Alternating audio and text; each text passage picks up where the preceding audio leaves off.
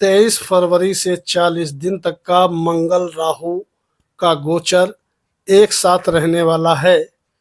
तुला राशि, वृश्चिक राशि और धनु राशि वालों पर इसका क्या प्रभाव पड़ेगा उसकी मैं जानकारी देने का प्रयास करूंगा। मित्रों नमस्कार, मैं मयंक त्रिपाठी नवज्ञान ज्योतिष चैनल पर आप सभी दर्शकों का हार्दिक स्वागत करता हूं। मंगल देवता 23 फरवरी को राशि परिवर्तन करेंगे और इनका गोचर राहु के साथ शुरू हो जाएगा और लगभग 43 दिन तक का रहने वाला है यह गोचर। यानी कि आप मान के चलिए पूरा मार्च राहु के साथ युति बना करके मंगल रहेंगे, बुध रहेंगे और बाकी सूर्य और शुक्र भी शुरुआत में रहेंगे, लेकिन शुक्र उच्च के हो जाएंगे एक हफ्ते के बाद, यानी कि 2 मार्च से। तो 3 ग्रह यहाँ पर रहने वाले हैं परमानेंट लगभग 40-42 दिन तक का, बुध और राहु, साथ ही साथ मंगल देवता। शुरुआत करते हैं तुला राशि वालों के बारे में जानकारी देंगे। चंद्र राशि के अनुसार यह फलादेश तैयार किया गया है, तो चंद्र राशि के अनुसार देखें। लग्नेश आपके शुरुआत में तो पंचम भाव में हैं, लेकिन 2 मार्च को ये उच्च के 6ठे भाव में हो जाएंगे। विद्यार्थी हो, पढ़ाई पे ध्यान अधिक रखना पड़ेगा। अधिक मेहनत के बाद भी आपको कुछ पॉजिटिव रिस्पांस मिलेगा। प्रेमी जोड़े हो तो प्रेम के लिए बढ़िया समय नहीं है। प्रेम में बहुत बढ़िया सफलता आपको नहीं मिल पाएगी। इस चीज़ के लिए माइंड प्रिपेयर रखिएगा, बना के रखिएगा अपने पार्टनर से, अन्यथा प्रेम आपका टूट सकता है, बिखर सकता है। ऐसे योग दिखाई पड़ रहे हैं।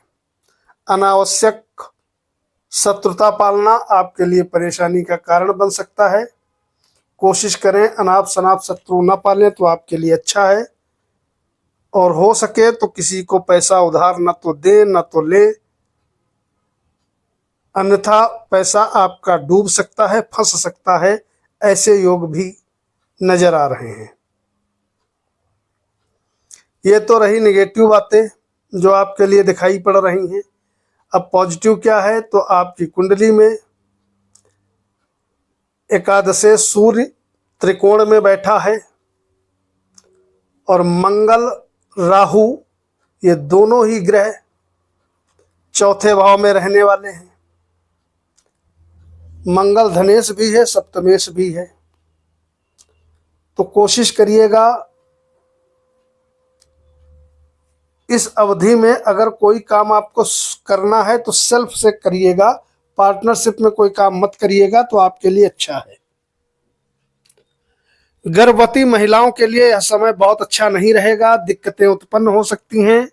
तो अगर आपने गर्भ धारण कर रखा है तो ओम गुरुवे नमः कम से कम 108 बार रोज जप करें और साथ ही साथ गुरुवार का व्रत रखें, ताकि आपको किसी भी प्रकार की परेशानी ना हो। और अगर आप गर्भ धारण की प्लानिंग कर रहे हैं तो आपको चाहिए आप मार्च तक का रुक जाएं, उसके बाद 10 मार्च के बाद प्लानिंग करें तो आपके लिए अच्छा रहेगा। बढ़िया यह है कि आमदनी का मालिक आमदनी भाव पे दृष्टि डालेगा और वहीं पर आपकी कुंडली में कारक होता है राहु, इसकी भी दृष्टि आय भाव पे रहेगी। मंगल की भी दृष्टि आय भाव पे रहेगी, बुध की भी दृष्टि आय भाव पे रहेगी। तो पहली चीज, काम कोई भी कर रहे हो छोटा बड़ा, आपकी लगातार आमदनी बढ़ती रहेगी इस अवधि में। पहला प्लस पॉइंट ये है। दूसरा प्लस पॉइंट सबसे बड़ा ये है, भाग्येश बुध अपने स्थान से नवम बैठ करके भाग्य भाव को तेजी से बढ़ाता हुआ दिखाई पड़ेगा, जिसके फलस्वरूप कहीं ना कहीं भाग्य का जबरदस्त तरीके से आपको साथ मिलता रहेगा, जो कि प्रत्येक काम में आपके लिए सहायक सिद्ध होगा। अगला शुभ प्रभाव यह है कि आमदनी का मालिक होकर के मंगल अग्नि तत्व घर में बैठा है, तो कहीं ना कहीं आपकी आमदनी निश्चित तौर पे होती रहेगी। पैसे की न तो सोर्स ऑफ इनकम कम रहेगी, न पैसा आपके पास कम बचेगा। यानी कि पैसे के लिए गोचर बढ़िया है, आमदनी भी बढ़िया होगी और पैसे की बचत भी बढ़िया होगी। इस विषय में आप लकी रहोगे। स्वास्थ्य के दृष्टिकोण से थोड़ा मामला नरम है और बाकी मैंने जो नेगेटिव पॉइंट्स बताए हैं उनका ध्यान रखिएगा। बाकी फाइनेंशियल स्थिति किसी भी प्रकार से कमजोर नहीं नजर आ रही है, ये प्लस पॉइंट है। यदि हो सके तो कमेंट बॉक्स में अपने इष्ट देव का नाम लिखिएगा, वीडियो को लाइक करिएगा। अब जानकारी देंगे अगली राशि वृश्चिक की। तो भैया अगर आपकी चंद्र राशि वृश्चिक है तो आपकी कुंडली के मुख्य ग्रह बन गए मंगल देवता और ये बैठ जाएंगे चौथे भाव में। चौथे भाव में मंगल बैठेंगे, अंगारक योग बना करके बैठेंगे। ऊपर से बुध भी पूरा समय बैठे रहेंगे, लगभग 10 दिन तक का, 12 दिन तक। सूर्य का भी साथ इनके पास रहेगा। तो 3-4 ग्रहों का, 5 ग्रहों का जो जमावड़ा आपकी चौथे भाव में बना हुआ है, तो कहीं न कहीं आपके माता श्री के स्वास्थ्य को निश्चित तौर पे प्रभावित करने वाला या गोचर है। तो माँ के अपने स्वास्थ्य का विशेष ध्यान रखें। अगर वो ज्यादा बुजुर्ग हैं, बीमार रहती हैं, तो इस अवधि में आपको ध्यान रखना होगा। दूसरी चीज, कोशिश करें इस समय किसी भी प्रकार का कोई प्रॉपर्टी वगैरह परचेज न करें, क्योंकि आपके साथ कहीं ना कहीं धोखा भी हो सकता है। ऐसे योग नजर आ रहे हैं। मंगल का चौथे भाव में बैठ करके अंगारक योग, मांगलिक योग बनाना और साथ ही साथ शुरुआत में ग्रहण योग भी बना हुआ है, तो चौथा भाव कमजोर है। तो कोई भी नया काम, कारोबार की शुरुआत करना आपके लिए परेशानी का कारण बन जाएगा।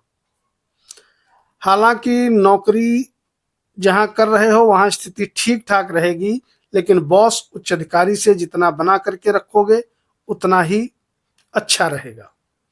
आने वाले समय में प्रेमी जोड़ों के लिए जो समय है बहुत अच्छा रहने वाला है। प्रेम में बढ़िया सफलता मिलेगी। और अगर विद्यार्थी हो तो विद्यार्थियों के लिए भी स्थिति ठीक ठाक है, कहीं कोई दिक्कत नहीं है। आमदनी की यदि बात करें तो आय आपकी ठीक ठाक होती रहेगी, कहीं कोई दिक्कत नहीं है। ऊपर से धन का डिपार्टमेंट गुरु संभाले हुए हैं, तो पैसों के लिए तो ठीक ठाक है, लेकिन जो सावधानी मैंने बताई है वो आपको रखनी होगी। कोई भी काम महत्वपूर्ण करना है तो परिवार से, घर वालों से राय लेकर के करिएगा, तो आपके लिए अच्छा रहेगा। इस समय कंफ्यूजन की स्थिति आपके अंदर रहेगी, तो कंफ्यूजन को दूर करने के लिए सबसे बेस्ट होता है कि अपनों का, घर वालों का साथ ले करके काम करना, ताकि आपको बैकफुट पे ना आना पड़े। हनुमान चालीसा या बजरंग बाण का प्रतिदिन 1 बार पाठ करिएगा। और वैसे मैंने बता ही दिया, आर्थिक स्थिति आपकी मजबूत रहेगी और जो सावधानी बताई है उनका विशेष तौर पे ध्यान रखिएगा।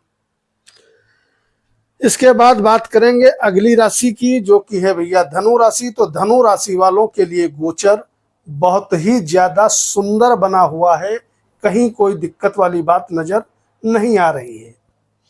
अगर आप स्टूडेंट हो तो मंगल का गोचर, राहु का गोचर और बुध का गोचर कहीं न कहीं आपके लिए लाभप्रद सिद्ध होगा।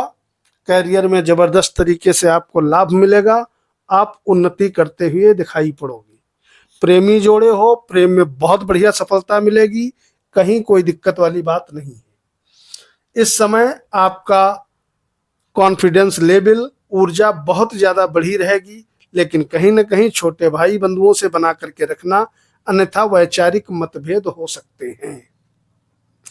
भाग्य जबरदस्त तरीके से आपका साथ देता हुआ नजर आएगा। कोई भी काम छोटा बड़ा कर रहे हो, विशेष उन्नति हो जाने के, मिल जाने के योग आपके कुंडली में नजर आ रहे हैं। और इसके अलावा इस अवधि में जो भी आप मेहनत करोगे, किसी भी प्रकार की किसी भी काम में, आपको बहुत बढ़िया रिस्पांस मिलता हुआ दिखाई पड़ेगा। कंफ्यूजन आपके अंदर बिल्कुल भी नहीं रहेगा, जो सोचोगे वो कर डालोगे। इस अवधि में हो सकता है आपको छोटी मोटी यात्राएं करनी पड़े, यानी कि लोकल में टूरिंग ट्रेवलिंग करनी पड़ सकती हैं काम धंधे के सिलसिले में। उसके लिए भी गोचर अच्छा है। भाग्य मजबूत है, इसका मतलब सब मजबूत है। इस समय आपके रिश्ते समाज में, अड़ोस पड़ोस में बहुत अच्छे बने रहेंगे। इस समय आपके अंदर रिस्क लेने की कैपेसिटी बहुत ज़्यादा बढ़ जाएगी। लेकिन प्लस पॉइंट ये है, अगर आप किसी काम कारोबार में रिस्क लेते हो, जोखिम उठाते हो, तो वह जोखिम आपके लिए पॉजिटिव रिजल्ट लेकर के आएगा। किसी भी प्रकार से निगेटिव रिस्पॉन्स नहीं मिलेगा।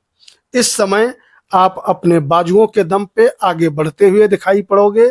जो काम चाहोगे कर डालोगे, क्योंकि भाग्य भी मजबूत है, लग्न भी मजबूत है, लग्नेश भी मजबूत है। तो आपके लिए जो ये मंगल का और राशि परिवर्तन करना, साथ ही साथ राहु बुध का कॉम्बिनेशन कहीं ना कहीं कार्य क्षेत्र में तरक्की दिलाने वाला रहने वाला है। जो भी जातक अपनी नौकरी स्विच करना चाहते हैं, यानी कि एक कंपनी छोड़ करके दूसरी कंपनी में जॉब करना चाहते हैं, उनके लिए भी गोचर सुंदर है, क्योंकि ट्रांसफर के योग प्रबल रूप से आपके कुंडली में बन रहे हैं। और जो ये आपका ट्रांसफर आपका होगा वो पॉजिटिव होगा, ये भी एक प्लस पॉइंट है। मित्रों, जब लग्न लग्नेश, भाग्य भाग्येश, कर्म कर्मेश ये साथ हो तो ऐसा कोई काम नहीं है जिस काम में जातक या जातिका हाथ डाले और बन न जाए। और आपके कुंडली में ये सभी आपका फेवर कर रहे हैं। अगर इन तीनों राशि की कैलकुलेट करें, तुला, वृश्चिक और धनु, तो सबसे ज्यादा महाभाग्यशाली राशि लगभग 40-45 दिन तक का धनु रहेगी, जो कि प्रत्येक क्षेत्र में सफलता दिलाने का काम करेगी। हो सके तो कमेंट बॉक्स में अपने इष्ट देव का नाम या कुल देव का नाम लिख करके वीडियो को लाइक करिएगा। मैं अंकित त्रिपाठी को अनुमति दीजिए। कल मिलते हैं। नमस्कार।